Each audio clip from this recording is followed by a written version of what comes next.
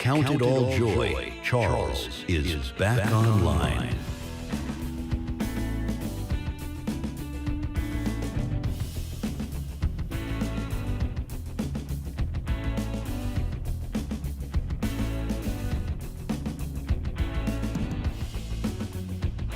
The Equally Yoked Show. Get yoked for free.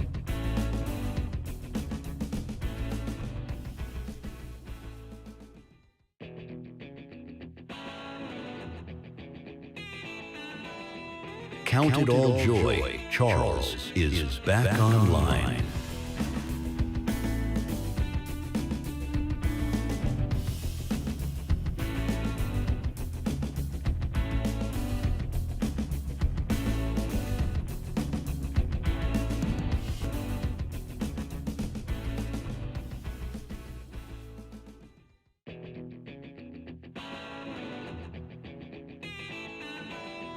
Count it all joy, Charles is back online.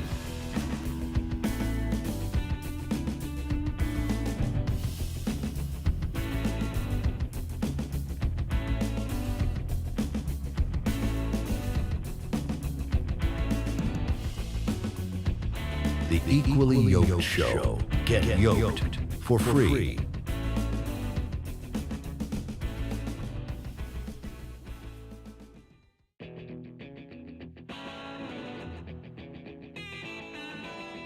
Count it all joy, Charles is back online.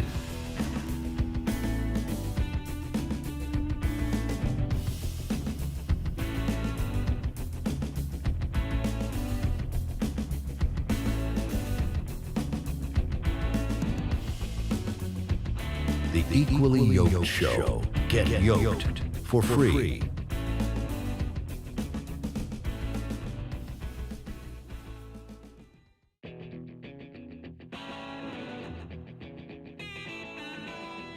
Count it all joy, Charles is back online.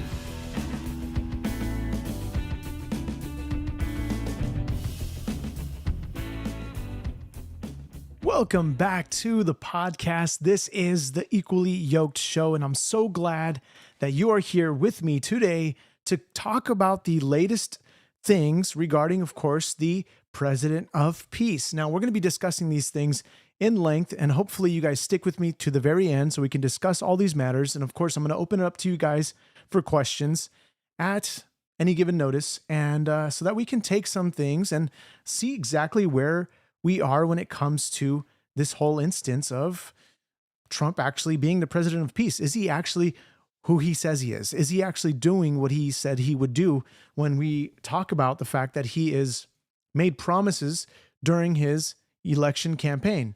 Now, President Trump has brokered peace throughout the world during his 2 terms. So in the first presidency, of course, we saw Trump sign the Abraham Accords. Now, this was, mind you, on September the 15th, 2020. This is just towards the end of his the end of his presidency, actually, with Sudan being the last to sign on January 6th, 2021.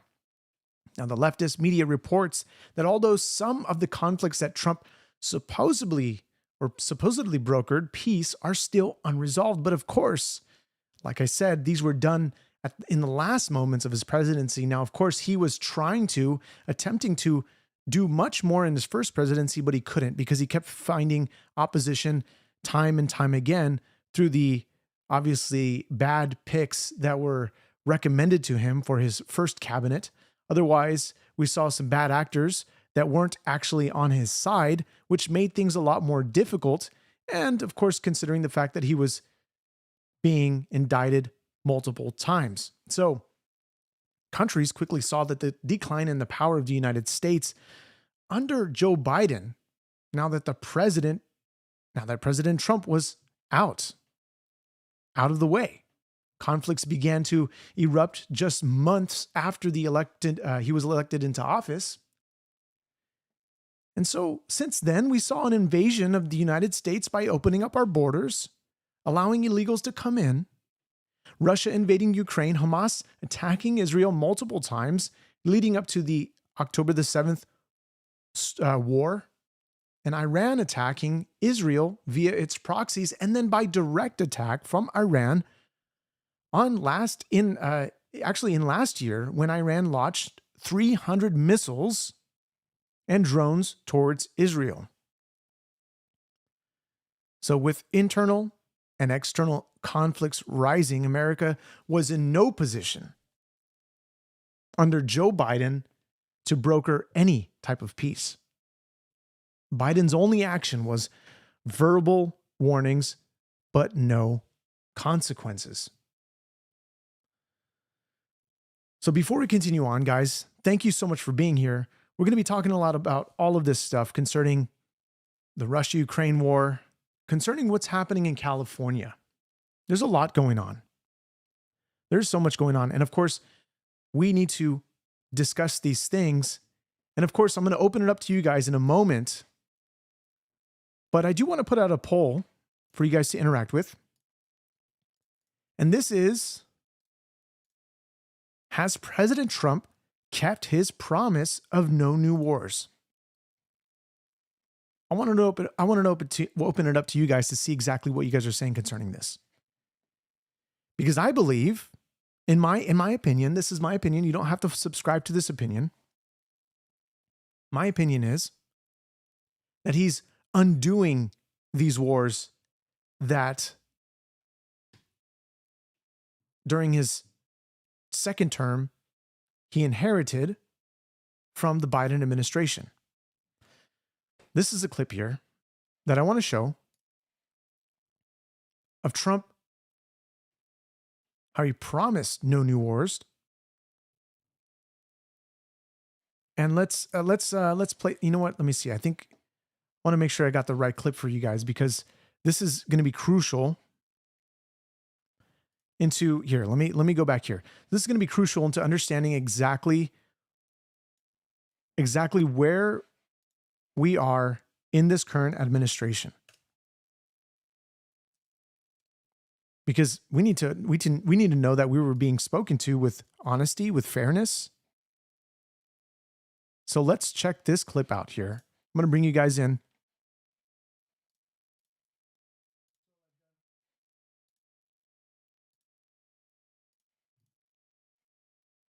That's all I've done in my whole life. I've made deals. That's all I've done in my whole life. I've made deals. I know about deals. That's all I've done in my whole life. I've made deals. I know about deals. I do it well. I don't think any president's ever ended a war, frankly. One war, I did 8 of them, Maria, right? And but I don't know. Did Bush ever end? Do you think Biden ended a war? Biden started wars because he was stupid. But do you think Biden? That's all I've done in my whole life. Oh, boy. That's all I've done in my whole life. I've made deals. I know about deals. I do it well. I don't think any president's ever ended a war, frankly. One war, I did 8 of them, Maria, right? And but I don't know. Did Bush ever end? Do you think Biden ended a war? Biden started wars because he was stupid. But do you think Biden ended any wars? No, I don't think. I don't know of anybody that ended wars. I ended 8 of them. Now it's going to be 9. I think we're going to have this one done, hopefully soon. That's all I've done in my whole life. So he's ended a total of 8 wars, according to his account. Now, during his second term, the administration ran with those promises, brokering peace or ending conflicts by peace through strength. Now, let me see if I can actually find the original clip that I was looking for, because this is important to actually understand what he said from the very beginning. Because if we're thinking about this sort of running,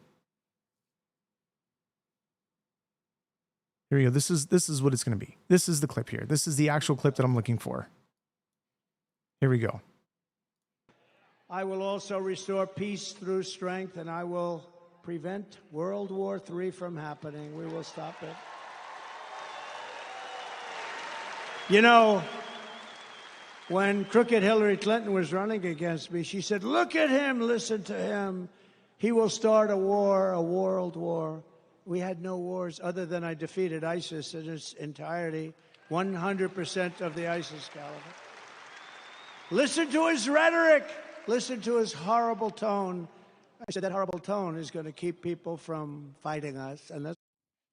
And I think he's right, because I think he has indeed, actually, as someone said, turned wars around in the sense, I think for good, to prevent them from escalating any further. I mean, what more can we begin to, I don't know, lie to ourselves in the sense that he is not getting involved in any new wars? That doesn't mean that he can't, of course, help allies. Now, of course, we have to look we have to look at what actually going to war is.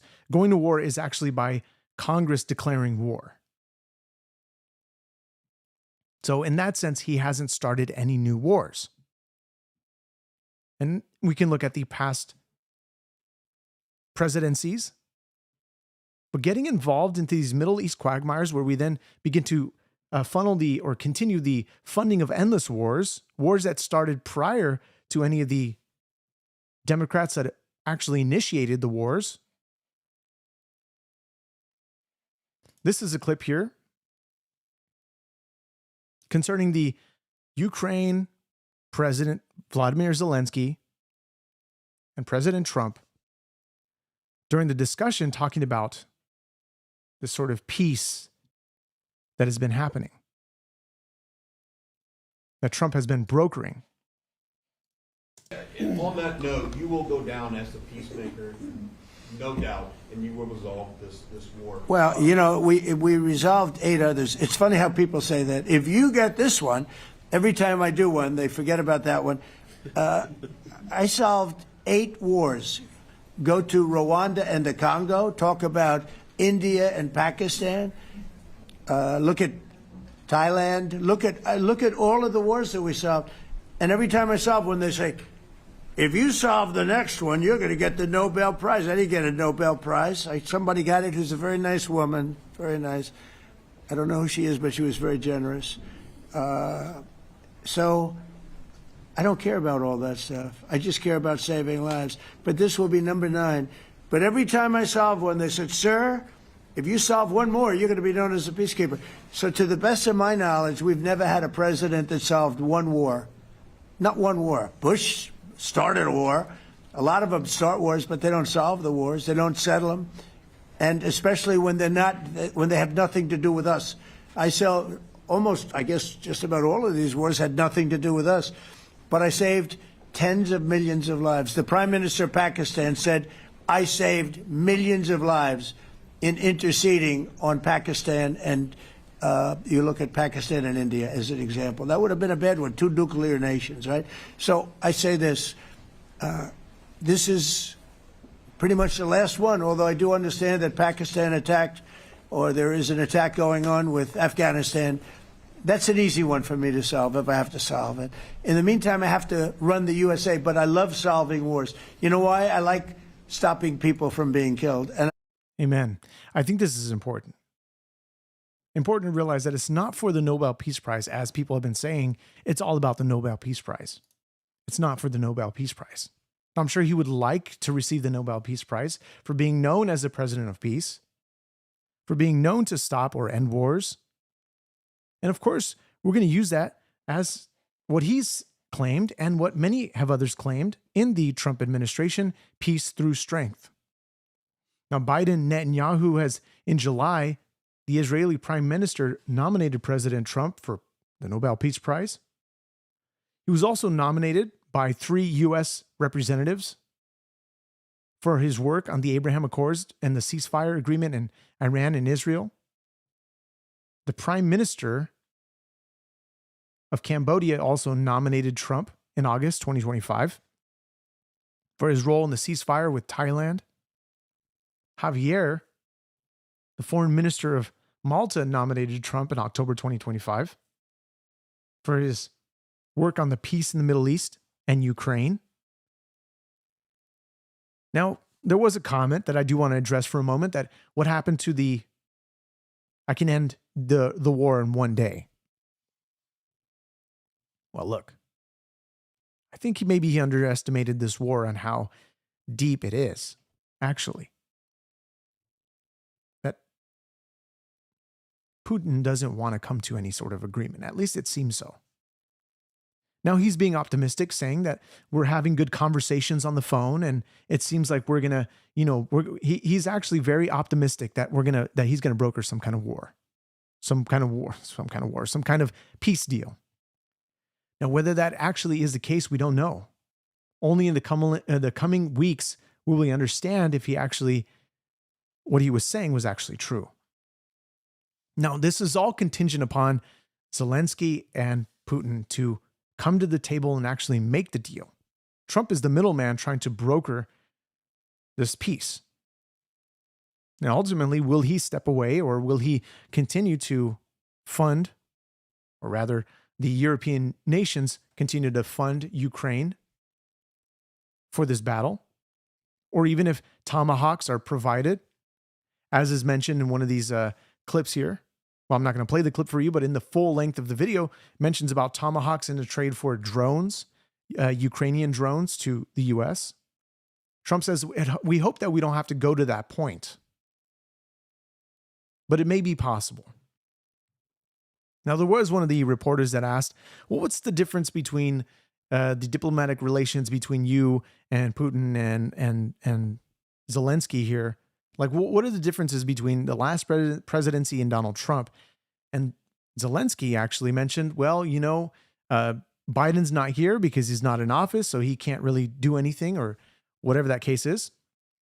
And then Trump says, well, if I may add, we have one that was incompetent and one that is competent to do the job, which I found funny. I found hilarious. But otherwise, I find it hilarious because Biden was severely incompetent. As I mentioned before, trying to stop the Middle East wars, or even from Vladimir Putin to do anything to stop what he's doing in invading Ukraine, it was more verbal than any type of action, other than supplying them with money and munitions so that Ukraine can hold off Putin from advancing any more. Pakistani Prime Minister publicly announced the government's intention to nominate Trump for his role in the Gaza ceasefire. Back in 2025, or back in June rather, they'd actually previously announced that they would nominate Trump for his decisive diplomatic intervention during the India-Pakistan crisis. Armenia and Azerbaijan, the leaders of both nations, jointly endorsed Trump for the prize in August 2025, following a peace accord signed at the White House. Now, Putin may be in deep. Actually, too deep, in fact. How deep exactly? What is the end game of all of this?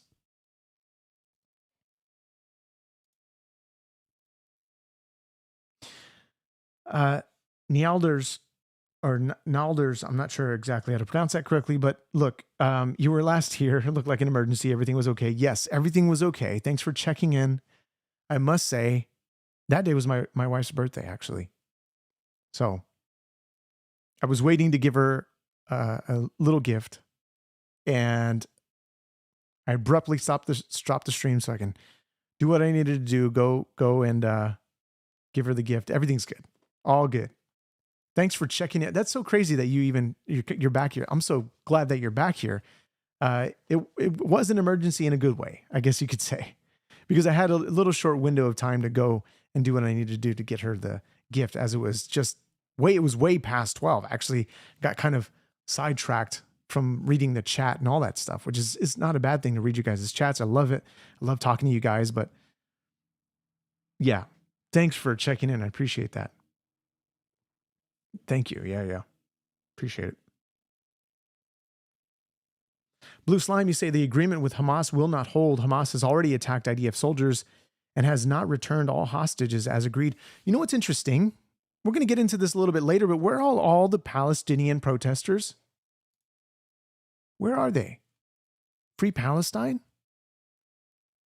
Trump most certainly freed them from Hamas. or free. That's Trump freed Palestine. But where are all the pro-Palestinian protesters when the Free Palestine should have been Free Palestine from Hamas? That's what the slogan should have been. And now Hamas is doing public executions in the streets, being recorded by Palestinians and Hamas.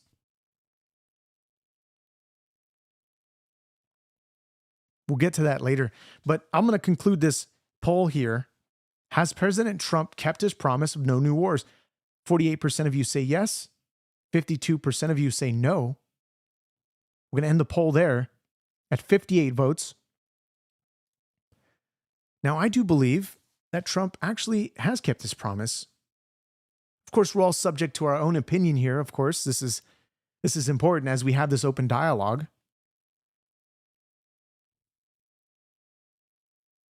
But is Putin too far deep? Let's take a look. What would the final objective be, and what would then a reasonable victory for Putin be? Well, one of the problems is I'm not sure he knows what the final objective is. Oftentimes, countries go to war without a clear understanding of the mission. I think that was true for us in Vietnam 50 years ago. We didn't really quite know what victory would mean, and how you can't bring means and ends together unless you know what the end is. Now, I think the original end was to take Kyiv and to install a puppet government that would control the whole country, so that you would have a puppet under the Russians. But that's not going to happen. So I don't know what would count as victory. And keep in mind, he has to sell it as a victory to the Russian people, but not just to the Russian people, to that rather narrower group that is powerful in Russia. And he has revved up a kind of ultra-nationalism that won't be satisfied with anything less than a whole lot. So I think he's got himself in a lot of trouble. And I think it's extremely foolish, because the only country in the world that has any territorial ambitions vis-a-vis Russia, and I mean the Russia that existed before this war started, is China. It's not widely known, but Russia and China fought a war along the Amur River in 1969, major tank battles. China has a claim to Siberia, or to a good chunk of Siberia. The Russians won that in the middle of the 19th century, and there was a treaty. It's one of the treaties that Chinese children are taught to look upon as the unequal treaties that have to be overturned. So what has Putin done? He has put his country in bed with its greatest potential enemy. He has put it at odds with potential allies, and he has alienated them. I was about to say permanently, but in foreign affairs, there's no such thing as permanently. Now, what's interesting about this is we have to understand that this goes back in the days of Gorbachev. This goes back to the promise that NATO would not continue expanding. Putin was very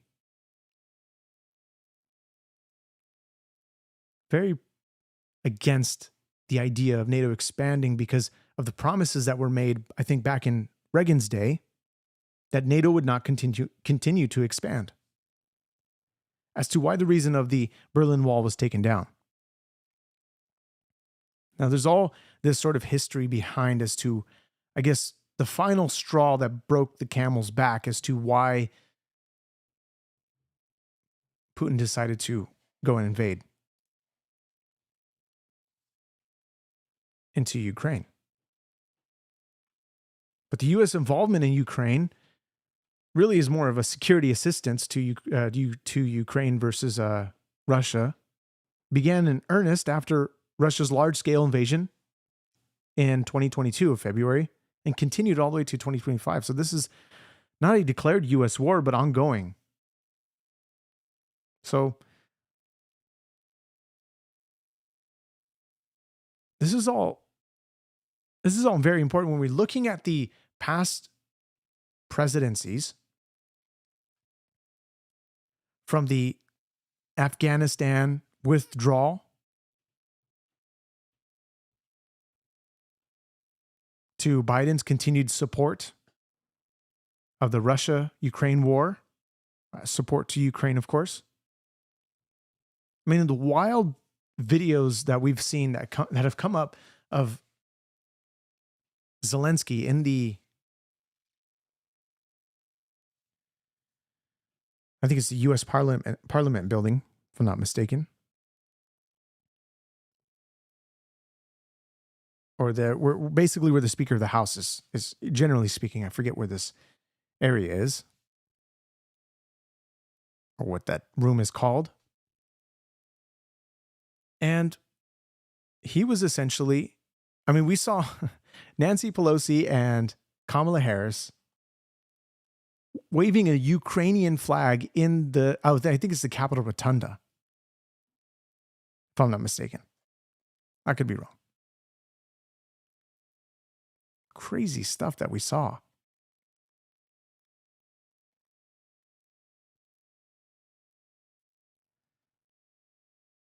But anyway, let's continue on here. So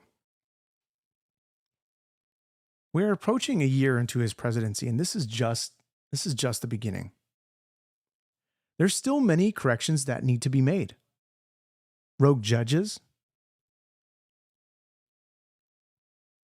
Democrats holding onto power by any means necessary, midterm elections.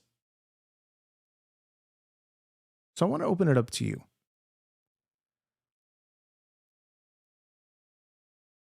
NATO expansion is democratic, not imperial. Russia gives enough reason for East European countries to join NATO, and they were proven right again with Ukraine.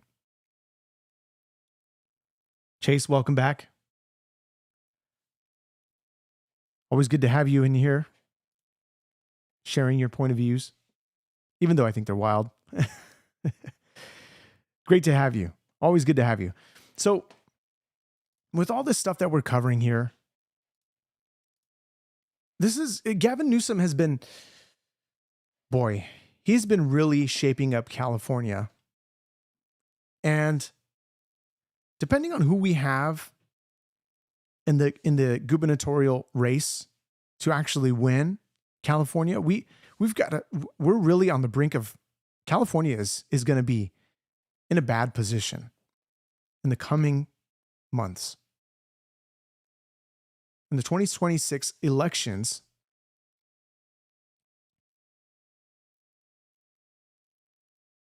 concerning who will win the gubernatorial race for California governor.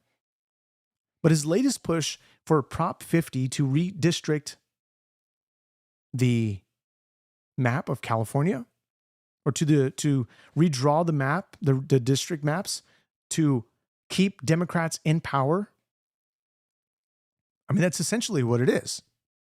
They're saying that it will sunset. They'll have a sunset clause to expire on the 2030. Wow, that's a long time from now. 2030, during the 2030 census, actually.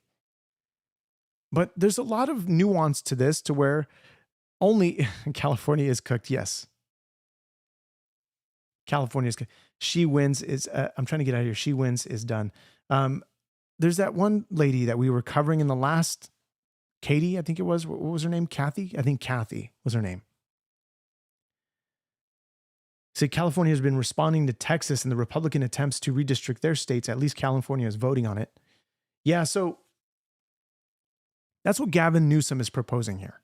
Gavin Newsom is proposing the fact that we're going to redistrict the maps of California in response to Texas redistricting their maps, because Trump wants to rig the elections for 2028. That's what he's saying is a wake-up call for Democrats. And his quotes are, "I fear we will not have an election in 2028. I mean, what exactly is he proposing here? That Trump is going to just become a dictator and be, I don't know, president? Completely remove the president? What is he implying here when he says that? Because it doesn't really make that clear. So let's hear his own words as to what he has to say concerning this. He's not going to directly speak on Prop 50, but he's going to talk to it. Just listen to the things that he says. They were successful in the last election. People need to understand what motivates them, how they keep winning in the context of how they keep organizing and building a coalition, particularly young men, Charlie Kirk, and what he was able to do. So he was kind enough to fly out. We spent an hour and a half together. Interestingly, we were staying connected up until just a few weeks ago, until this tragic assassination. We had Steve Bannon on for the same reason. And no exaggeration, about 40 minutes into the Bannon conversation, I thought I was talking to, and this is not an indictment of Bernie Sanders, but it sounded more like Bernie Sanders in terms of the populist messaging. And I never expected that. We didn't get into January 6th, all the things we disagree on. So look, I think it's important to have those civil engagements. I think it's important to dialogue. It's important to learn from your opponents. And it's important to reconcile your weaknesses. As a Democratic Party, we have a lot of work to do to make up for our failures in the past. We got crushed in this last election. And now we're in a position where we are struggling to communicate. We're struggling to win back now the majority in the House of Representatives. And that's a big part of what I'm doing, not just today in terms of the work out here, raising money, but also raising awareness around how Donald Trump is trying to rig the midterm elections and how I fear that we will not have an election in 2028. I really mean that in the core of my soul, unless we wake up to the code red, what's happening in this country, and we wake up soberly. So this is his fear, that we won't have elections in 2020. If anybody knows exactly what he's talking about in this context, is he talking about the fact that nobody's going to have a chance to run in the 2028 elections? That Republicans are going to have so much power that suddenly no Democrat is going to be able to win. And this is what was being pushed during the Trump and Kamala debates, the 2025 agenda, all this nonsense. But this sounds very familiar when he's talking about the fact that we need to have these debates, these civil debates. We need to talk and communicate. But where does that sound familiar from? Well, let me show you, because somebody by the name of Charlie Kirk was most certainly talking about this same very thing, about civil discourse, about debates, about talking, communicating. So let me bring you in here, because he's using that same sort of talking point.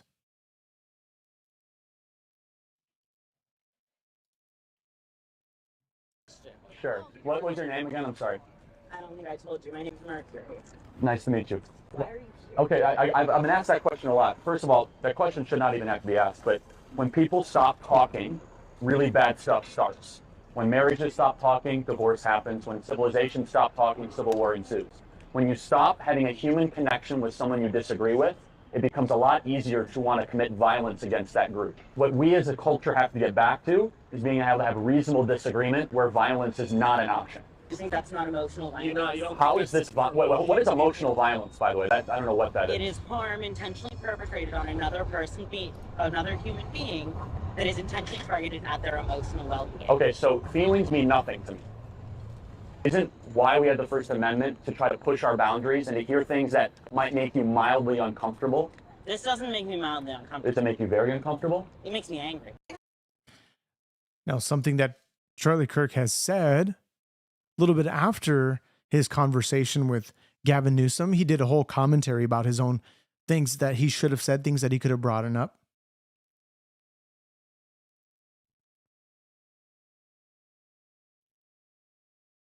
But, I mean, quite frankly, he was saying that the Democrats don't have a sort of equivalent to I mean, he wasn't speaking on himself, but they fail in podcast or long format because their arguments quickly start to break down real fast. Wish I could pull those clips up for you. It'd take a lot of digging. However, this is all very interesting. Concerning Gavin Newsom. He's really burning California to the ground. He's damaging it beyond repair. Now, could somebody step in and actually change that for the better? I hope so. I sure hope so.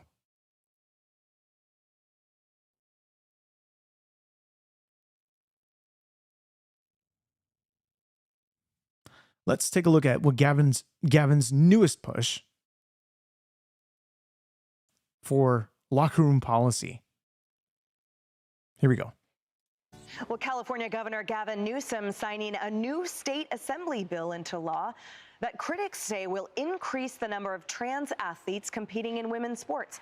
AB 749, now state law, sets up a commission to look into the, quote, need and potential for a centralized entity to improve access to and involvement in sports for all youth, regardless of race, sex, sexual orientation, and gender identity. California Senate Minority Leader Brian Jones, a Republican, calling this a, quote, disguise to actually further cement allowing biological males to compete against young women and girls in youth sports. The author and supporters of AB 749 know that if they were up front and put forth a straightforward bill allowing biological males to compete against young women and girls, it would be easily defeated.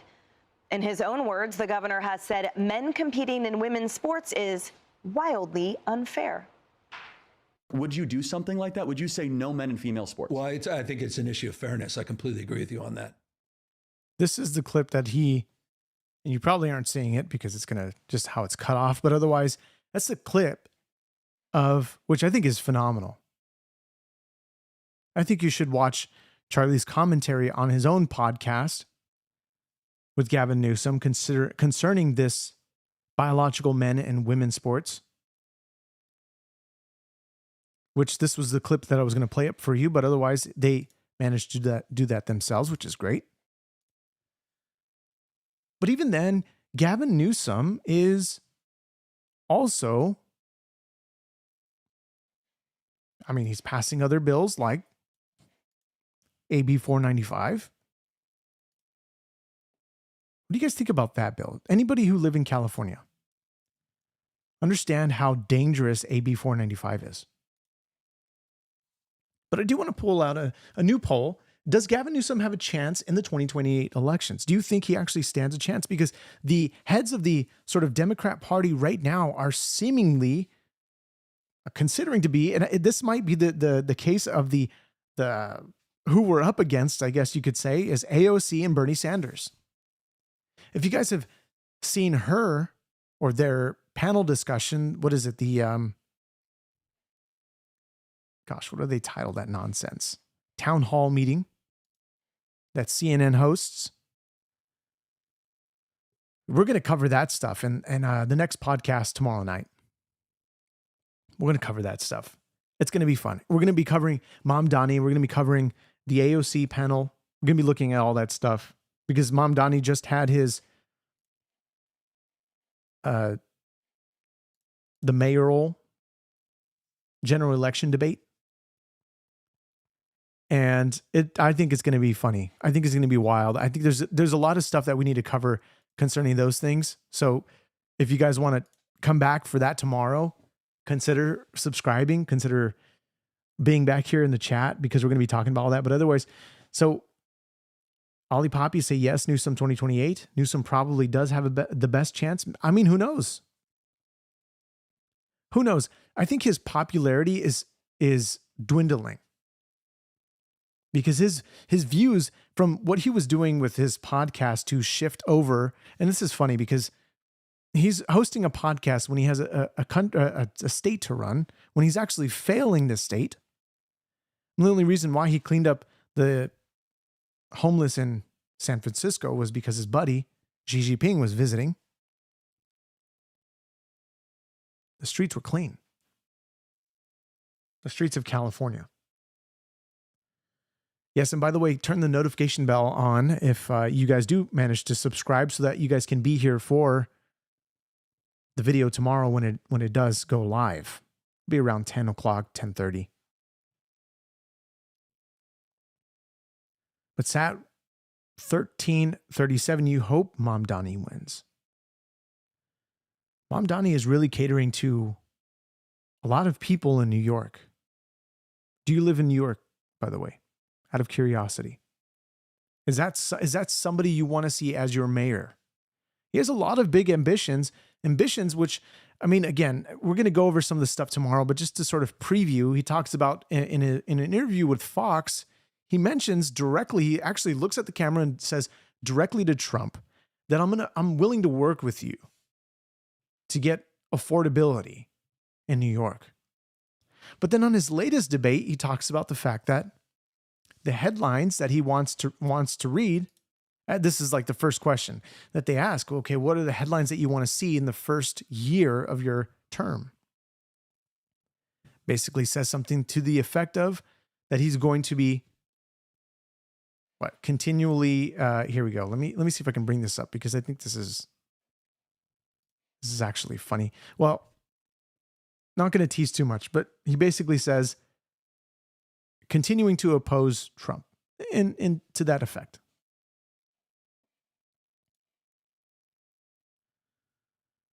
Proud Brown, you say you subscribed but didn't get a message. Interesting. Yeah, YouTube, YouTube is being a little funny. I'll say that much. A little funny in the sense that YouTube has continually, I guess, somewhat shadow banned this account. Somewhat. Make sure you get those notifications. Make sure you turn the notification bells on just to cover that end so that you know when we do go live.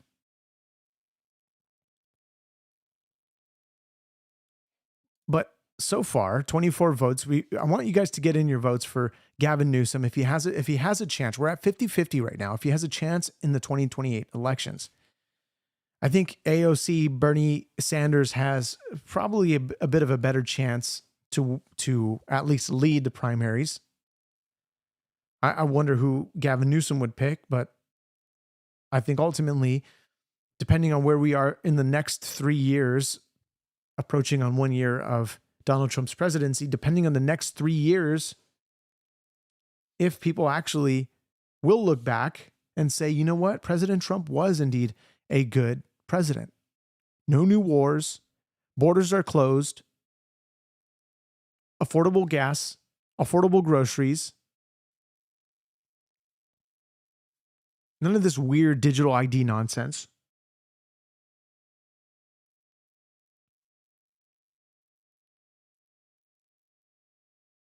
The poll is slowly leaning to no. So get your guys' votes in. We're going to take a look at Victor Davis Hansen, Gavin Newsom's Proposition 50 power grab. He brings up an astute point here. Let's take a look. And the gist of it is that the Democrats feel that in the next midterms, they want to get at least 5 or 6 more congressional Democratic seats. They say it's in reaction to what Texas has done. Texas has redistricted, and it is going to pick up more Republican seats than it had before. And Gavin Newsom, who is running for president in 2028, has thrust himself into the controversy and said, I will do what Texas did. But there's a problem. If you look at all the gerrymandered districts in all 50 states and you compare them with the national vote, contemporary national vote of Democrat, Republican, they're already gerrymandered in favor of Democrats. Here in California, to take the most relevant example that involves Prop 15, we have 52 congressional districts. 52. Currently, there is only 9 Republicans out of that 52. That represents about 17% of the congressional district. However, in most statewide and national elections, Republicans usually poll about 40%. So, in other words, California is 23% underrepresented in its congressional districts in terms of Republican representatives right now. How did that happen? That happened because about a decade ago, Arnold Schwarzenegger, who ran as a conservative but metamorphosized into a centrist or moderate or maybe left center in his last years in office, created what he said was a nonpartisan redistricting commission. But when you actually looked at the people on that commission, they were either left or center left. And they gerrymandered California under the guise of a nonpartisan or bipartisan commission that took politics supposedly out of the equation. So what am I saying? We're going way beyond nonpartisanship that wasn't nonpartisan. We're going into extremism that is going to end up with just 4 or 5 Republican Congress representatives out of 52 seats. And it's even worse than that. When you look at the map, it makes jigsaw puzzles look proportional. They're stretching and pulling these districts well beyond any semblance to geographical reality. And the point is they want to combine Republicans into about 5 districts, and that way they would free up moderates and independents and Democrats and create the other 47 districts that would be sure winners for the left. That's essentially what they want to do. Democrats want more power. We've seen that their ideologies have been dangerous. Take a look at what happened with Charlie Kirk. He was willing to debate and sit under a tent that said, "Prove me wrong." And instead, somebody decided to get a bullet, load it up, and silence him. Now, unfortunately for them, they lost because Charlie's not silent. His voice still echoes from the grave, as it were. Because many people have stood up to fight for freedom in this country. But yes, more power. Absolutely. They want more power. This is why they allowed the borders to open under the Biden administration so that, as Tim Walz, actually in his state, allows illegals to vote. When they give illegals this kind of power, what happens? They vote for the ones that give them this power. When they vote for the ones that give them this power, they continue to hold them into power. And then they begin to create the stronghold that they want to create, and it becomes impossible for us to undo. Actually, I mean, it becomes this whole, even if a Republican were to get elected into that position, they begin have to unroot all of this nonsense. Nothing against illegals wanting to come into this country. Let me just get that straight from the get-go. It's really just the fact that we need to enforce the laws that we already have in place and to allow them to come in through the process that is already there, whether it takes as long as it does, as much as it might suck for some, but to allow people that chance. Trump is pro-immigration, but pro-legal immigration. What Biden did was a catch and release, set up a CBP app where they can get money from the taxpayer in order to fund their whereabouts wherever they decide to go. They get a free cell phone, they get money every month, they get a free hotel, they get to have their kids put in schools, they take out the American kids and they put in the illegal kids in their stead so they can get American education. That is not fair for the Americans at all. We're the ones that are struggling to live. But instead, Biden wanted to fund them to live the life they wanted to live here in America. And I get it. This is the land of the free. But then when we see all these, free Palestine marches, people that are opposed to American values, people that are anti-American, advocating for the rights of people who want Americans dead. Quite honestly, I'm going to end this poll here. This is Gavin Newsom having a chance in the 2028 elections. 43% say yes, 57% say no. Get your last votes in. I'm going to end this in about 10 seconds. I don't think he has a chance. I really don't. I think the way he's communicating himself, I think the way he's portraying himself to be this sort of complete MAGA hater and somebody who just uses foul language on social media to bash the president of the United States. I mean, even the fact that he denied, gosh, I wish we had time to play this video, but you know what? Maybe we do. This is let me see if I can get there for a moment. But it's really interesting considering what his priorities are when we're talking about the sort of money that is being spent in California. Let's hear what this guy actually has to say. He brings out a very fun point. Okay, the polls just ended. We have our conclusion.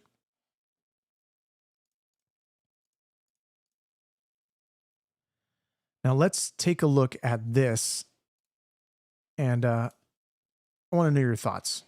A little bit cut off, but here we go. Breaking news, Governor Gavin Newsom just vetoed.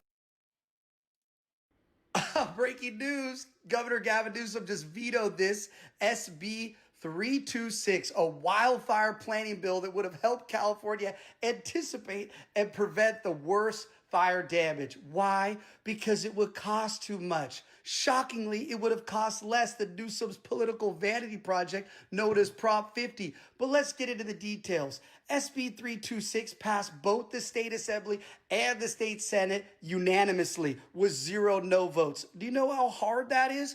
And this was the 3rd year in a row that state lawmakers tried to mandate broad-scale strategic planning to avoid catastrophic wildfires. SB 326 would have required several new updated strategic plans from state officials to forecast wildfire risk throughout California. Other states do this long-term strategic planning for hazards such as hurricanes, but California has no such plan for wildfires. While the Cal Fire's budget has doubled in recent years, the agency has no strategic planning requirement. Fire safety advocates supported SB 326, which would have allowed greater emphasis on anticipating and preventing wildfire damage. In his veto, Governor Gavin Newsom states, the requirements for this bill would trigger substantial ongoing costs that are not accounted for in this budget, with significant fiscal pressures and the federal government's hostile economic policies. It is vital that we remain disciplined when considering bills with significant fiscal implications. Cal Fire estimated SB 326 would have cost to implement $20 million per year. Gavin Newsom just blew $300 million in taxpayer dollars on Proposition 50. That's enough to fund SB 326 for 15 years. I guess wildfire prevention simply isn't priority for Governor Gavin Newsom. Breaking news, Governor Gavin. Yeah, so one thing, right? We have complaining about Gavin's language, sure. Complaining about Gavin's language. Now, Trump hasn't had even also the same. I can say the same about Trump in some instances during his first presidency. He most certainly didn't have the type. Now his type of foul language has most certainly diminished quite a lot from his first presidency. Now, even back then, 2016, I wasn't that involved in politics at all. Merely just following what the actors and the top people said about Trump, how they continually bashed them. I was kind of tucked in that world. I continued to listen to the lies and the nonsense. When I started to look into all of this, I started to realize that under these presidencies, that we were beginning to be lied to. Obama, Biden, George, list goes on.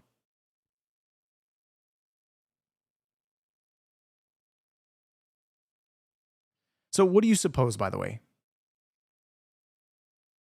You say, do you know undocumented immigrants pay into taxes? Does it matter if they pay into taxes? Does this qualify them to be here legally? Does this qualify or does this make up for the fact that they entered into the country illegally? It doesn't. It doesn't matter if they're contributing to the economy because they broke in illegally. Sure, we can benefit from them contributing to the economy, of course.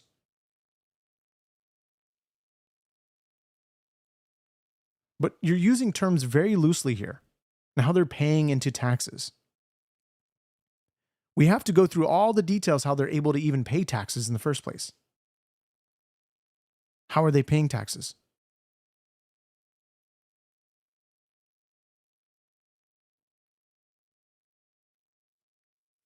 We have to be careful with our language here. We have to be careful with how we say these things because we can get caught up in these hot phrases. Did you know that they pay taxes?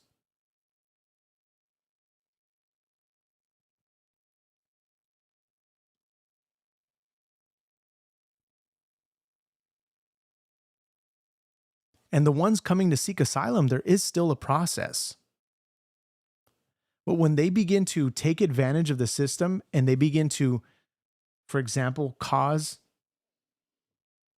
for example, the students under the visas, where they were coming on a visa rather, when they were calling for the elimination of the Jews, rightly so were they deported because they're advocating for the murder of a country in our country. What gives them the right to do that? Why don't they just stay silent and continue their schooling here so they can eventually have an ability to be here as a citizen? Go through the process.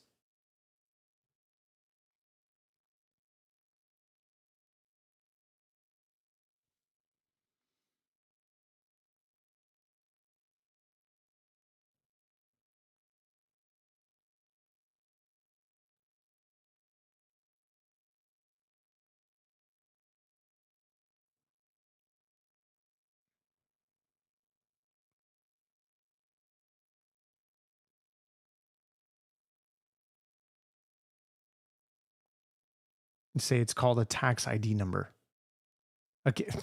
Okay, we're going to be very vague here. Tax ID number, sure. Are they using their own social? Are they utilizing somebody else's social, a fake social? Because the U.S. tax or the U.S. work code, when we're talking about the fact that you have to fill out in the information as to if you're allowed to work in the U.S., you have all these instances, all these boxes you got to check to be able to figure out if you actually qualify to work for a company, if you are either a U.S. citizen or if you're here on a visa or whatever the case is.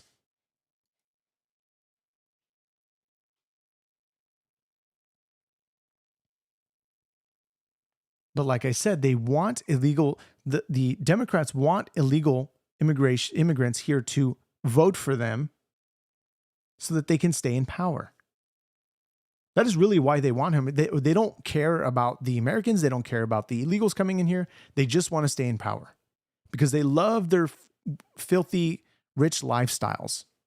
Talking about Gavin Newsom during COVID, during the whole nonsense that he was not wearing a mask, Obama, all these people that were at a party not wearing masks and telling us to 6 feet and social distance and all that nonsense. You say that the undocumented can't vote, but they can. Tim Walz in his city, they can. Some cities, they allow IDs for certain illegals so that they can vote.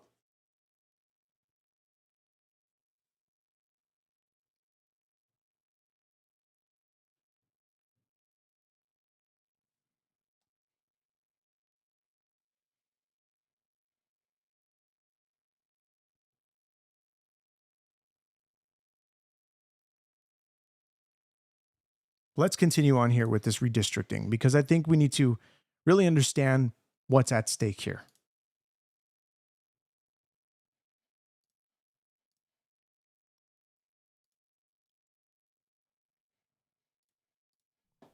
By the way, those blue states are also where immigrants almost always automatically end up. California, New York, and Illinois almost are always the obvious points of arrival. They have to work hard to lose population. So think about it. They're losing native-born population in addition to piling immigrants on top of those states. The article points out that the nonpartisan Brennan Center says that California and New York will lose even more than the New York Times predicts. If you just want to send one picture to your friends, if you want to win any Labor Day, Thanksgiving, Christmas debate with your relatives, take a picture of the screen right now. It is a conversation ender. Why is it that the states that used to have America's three greatest cities, LA, Chicago, New York, as you can see exhibited right there, why is it that they are losing congressional seats and Texas, Florida, Utah, Idaho are increasing? What is that all about? And their answer is always, oh, it's because it's cheaper. Well, yeah, it's cheaper in Texas. It's cheaper in Texas because they don't have as big of a government in Texas. It's cheaper in Florida because they don't have as big of a government in Florida. And by the way, if you are leaving California for Dallas, you're giving up a little bit of a, let's just say Santa Barbara's kind of nice this time of year. And now this enters the Democrat summer meeting with this as a backdrop. And again, take a screenshot of this, text it to your friends. This is as good as it gets. It's real empirical data. By the way, this trend was happening 10 years ago, and it's only further accelerating. Because so many of the general population, they're not looking at the day-to-day conversation on Twitter. They're just kind of living their life. And the fact that millions of people are leaving the blue and going to the red tells the entire story. And yes, by the way, because everybody's talking about it, everybody's talking about the fact in the chat, they're saying, yes, of course, they can pay for taxes. They use an ITIN number, of course. But the main risks are working without authorization, using a false or other person's social security number, filing false returns,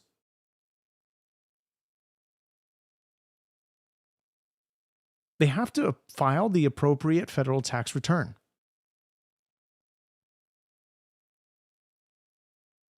There's a lot of nuances to this. We can't just have a blanket statement for all of this, because there are laws in place for the illegal immigrant who's here in the country. So even then, it's like, why exactly is this sort of a hot topic? Because they're paying for taxes, so what? But if they're working without authorization, is a violation. But it can affect them for the future. The USCIS rules treat unauthorized employment as a bar in several contexts. Of course, using false security number, social security number, or someone else's social security number is a felony. Even identity theft or document fraud, forged IDs.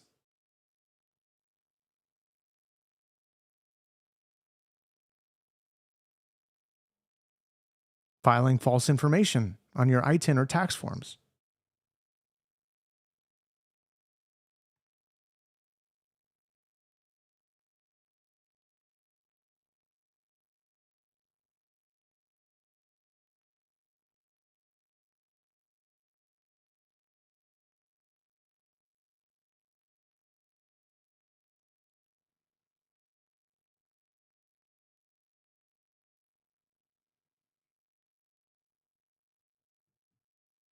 And anybody who doesn't have a citizenship can be deported, even those who have green cards. There's very strict guidelines for those who have the ability to be here temporarily that they need to follow a set of rules for them to stay in the country. These are the laws that we have in place.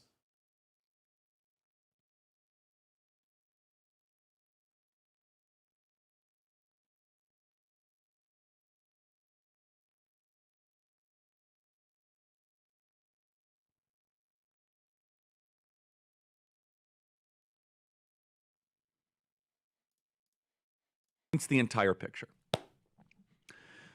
The Democrats had their summer meeting, a perfect connection. This is the Oakland mayor.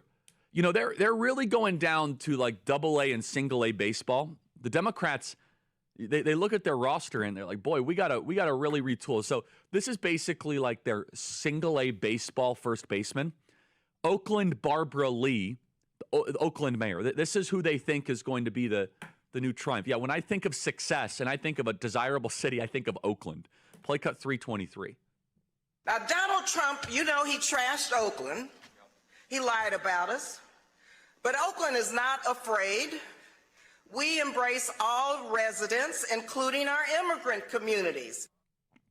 Okay, so I'm sure there's some wonderful people that live in Oakland. Oakland is a terrible place. Oakland is not safe. It's not clean. Oakland is actually a very dangerous place. It's a very dirty place. I've been to Oakland many times, and I'm sure there's wonderful people that live in Oakland, but it is one of the liberal hellholes of this country. So she's one of the keynote speakers at the DNC meeting, and it's very poorly run. And what does she care about? Foreigners. Here is the Minnesota DFL, which is the equivalent of the Democrat Farmer Labor. I believe that's it, DFL. It's a very radical element of the Democrat Party. It's uniquely Minnesotan. Blake would know all about it. Treasurer Lindy Swamick. I think it's funny that you say this guy is dead. He's lost all relevance. He's actually more relevant than he ever has been since he died. That's to you, rough ranch hands, because then you're not realizing that you're just not even, what's the word I'm looking for? I think you're living under a rock, because his reach is far greater than it ever has been. The fact that he is dead. So you're asking me why I'm listening to Charlie Kirk. He's dead, buried, useless to people now. There's no way he's useless at all. Because his words now are permanent, but not only that, is his voice even louder. But he's not fading from relevance, I'll tell you that much. You think it is.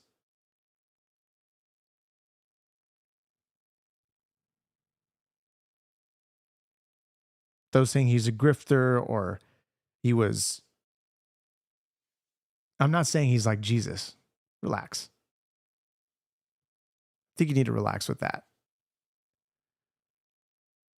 More people voting red because of Charlie, more people turning to Christ because of Charlie. Amen. That is absolutely true. More people are realizing that the left is actually violent. It takes them years and years to actually realize this and wake up from the nonsense delusion that they've been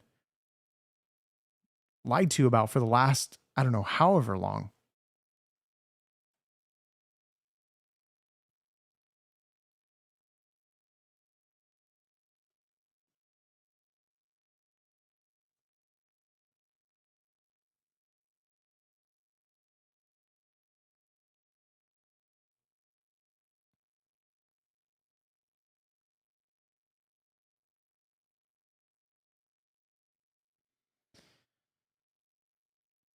But I think we need to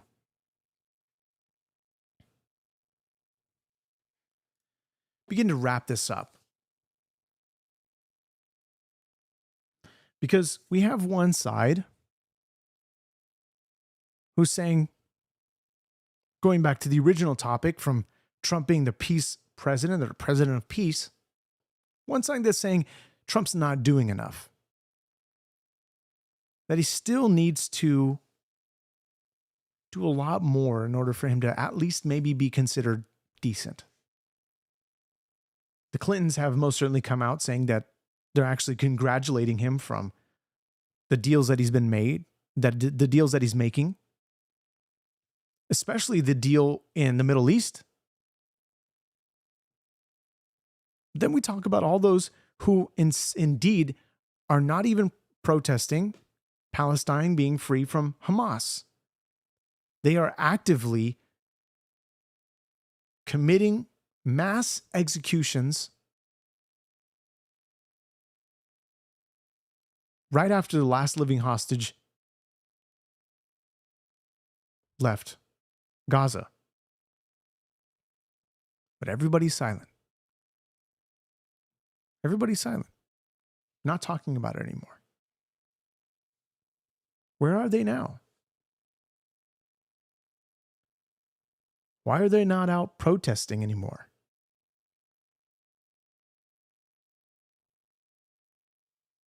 I wonder why.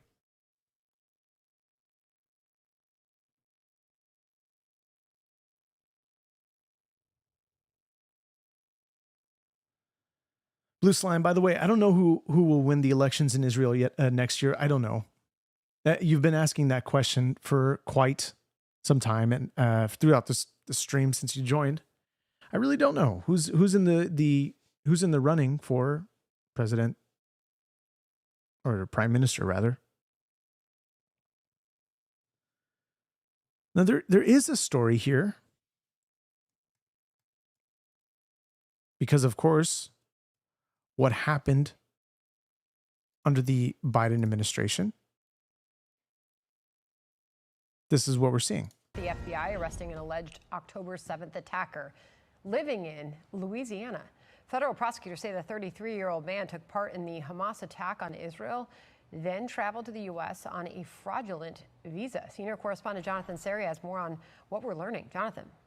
Yes, Sandra, he was living here in the U.S. legally, at least on paper. Investigators say he lied on his visa application by failing to disclose his alleged connections to paramilitary groups. He was living in Lafayette, Louisiana. His name is Mahmoud al-Matadi, and according to the criminal complaint filed in U.S. District Court, evidence shows that on the morning of October 7, 2023, al-Matadi learned about the Hamas invasion, armed himself, gathered others, and crossed into Israel with the intention of assisting with Hamas's terrorist attack. That coordinated assault involved rape, torture, kidnapping, and the deaths of 1,200 people. Investigators say al-Matadi's phone used a cell tower located near Kibbutz Kfar Aza, the location of one of the worst massacres in that attack on Israel. The court filing also includes social media photos that investigators say shows al-Matadi wearing the red headband of the National Resistance Brigades, or NRB, a Gaza-based paramilitary group. It also includes a transcript of a phone call in which al-Matadi allegedly tells another man, quote, "If things go the way they should, Syria will take part, Lebanon will take part, and it's going to be a third world war." Sandra, al-Matadi is currently being held in Louisiana at the St. Martin Parish Correctional Center as this case unfolds. Back to you. Okay, thank you very much, John. Yeah, we're going to be looking at the story developing as much as it comes through, and this is not something that's new. This is not something that's new. We've seen many Hamas agents that were actually being reported as coming into the border, coming through the border under the Biden administration.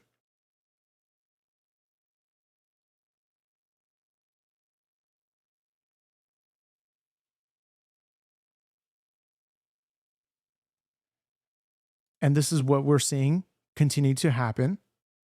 And hopefully we can catch all these bad guys because we don't want an October the 7th style attack here in America. Very possible that it could still happen. Remember the reports that were coming out that they were looking for, or there was heightened sense of something that could happen in America. All these reports that came out.